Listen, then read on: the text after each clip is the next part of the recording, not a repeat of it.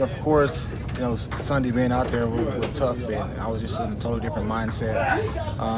But then when change of events happened, it's not like it was 3 to 4 weeks where I was just kind of doing practice squad things and, not really being involved. It was just a week, just a week off pretty much.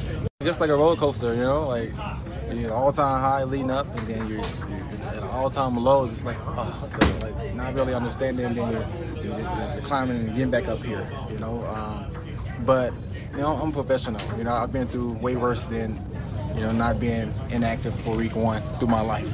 I got a lot of guys in this locker room that support me, and these guys want to win. So I'm gonna go out there and continue to put my best foot forward to help these guys win. Welcome back to First Take. We are coming to you live from above the Chase River deck at Pier 17. We just heard from Adrian Peterson, who will be starting this weekend for Washington after Darius Geis's injury in Week 1. Stephen A. Smith, should the Cowboys be on upset alert against Washington? I think they should be. I think they should be. The fact that the Redskins lost the opening game at Philadelphia after blowing a 17-point lead, I think they're on their home turf at FedEx Field. It's early in the season. Ezekiel Elliott not as in full throttle as of yet. And I think that on that home turf in an NFC East game, I think it's ripe for the taking for the Dallas Cowboys. It's not that the Dallas Cowboys are not the better team. It's not that they shouldn't beat the Redskins. But the Redskins are going to win. They ain't going 0-16. There's a few games that they're going to win this year, primarily on their own home turf. The few games that they will win before Jay Gruden is unceremoniously removed as head coach of the franchise, because he won't last past this year. Okay? But the bottom line is that when you look at it from the Redskins standpoint, they've got some talent on their squad, and I think that being on their home turf against Dallas, who isn't fully in flow yet, I think this is a game that the Redskins could potentially steal. I think I agree with you that Dallas isn't going full throttle yet, and Washington looked good in the first half of the game last week, and therefore it could be a tough game. But I find very little chance that Washington actually wins this game. First of all, the best case for them, Stephen A., is they're not going to go 0-16. They're not going to lose every game in the division. The NFL kind of works out where right away NFC East rivals, one is not 2-0 in the division, which the Cowboys would be, and one's not 0-2, which Washington would be in the division. It just doesn't usually work out that way. But Washington, the Cowboys in recent years have been a borderline powerhouse, and Washington's been a borderline pathetic franchise. And that's holding true this year. Yes, they put up a fight against Philadelphia, another powerhouse, a genuine powerhouse. They won a Super Bowl, went on another playoff run, but ultimately they lost. And when you look at what they've done recently, even against Dallas, they lose all the time to Dallas, at home, all the time. Ezekiel Elliott didn't really get his touches. And the reason he didn't was because Kellen Moore's offense. Dak Prescott was hitting everybody. They just have too many weapons.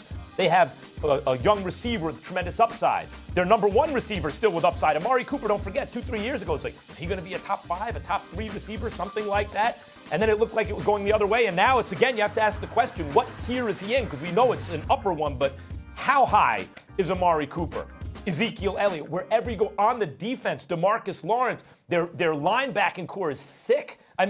There's just too much talent. And the only question with the Cowboys has been, can they get dynamic play calling enough on offense or have the courage of their convictions to go for it on 4th and 1 if they do, since they've drafted the running back so high and he's panned out? That's really the only question. They have guts on offense. Can they be a dynamic offense? The answer week 1 against a bad team in the Giants, divisional rival, was yes. Well, they're playing another bad divisional rival whose butts they always kick in recent years, and they're going to win this game.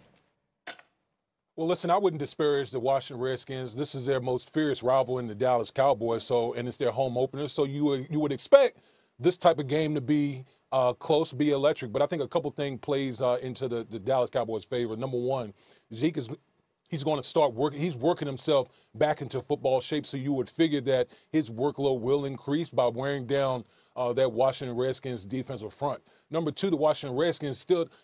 Trent Williams, their star left tackle, still hasn't returned from his holdout, and that's going to leave them vulnerable up front for that Dallas Cowboys pass rush, and I expect them to wreak havoc on that Washington Redskins offensive line.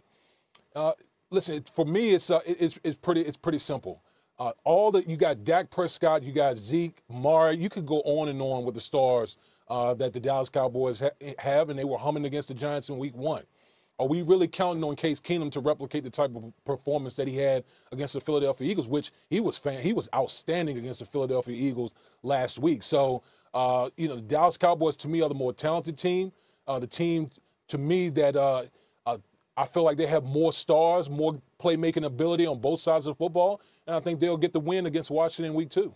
You'll probably get the win, but I'm still going to go with a potential upset with the Redskins. I just believe there's a chance. This kid McLaurin had a 68-yard touchdown against the Philadelphia Eagles. I'm thinking about on the defensive side of the ball, the Josh Normans, the Dunbars of the world, and others don't have a speedster like Deshaun Jackson to worry about. Amari Cooper is no joke. Obviously, Gallup is impressive, but they can definitely run, no question. But they're for the most part, they're bigger receivers, and I don't think that the deep threat, that the home run punch that the Eagles gave to them, I don't think that's what's going to happen to the Redskins on a day like today. I think you methodically beat them down, and I think this earlier in the season, they'll be better prepared for that kind of encounter rather than they would be later on in the season as the season progresses.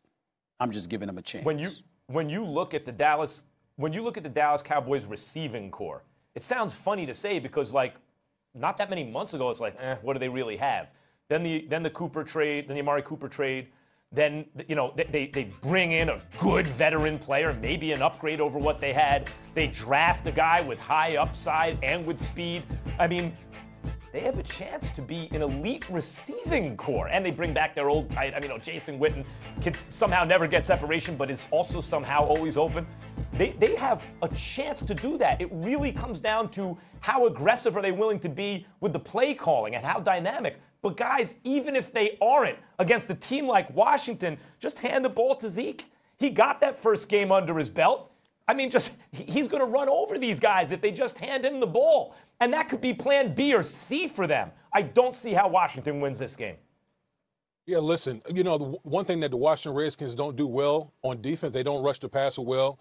Their interior defensive lineman, Jonathan Allen, got hurt. He's doubtful for the game. He might not play. So you're already talking a team that doesn't rush the passer well, that might be without their best front seven player going up against arguably the best offensive line in football in the Dallas Cowboys with Zeke Elliott in the backfield.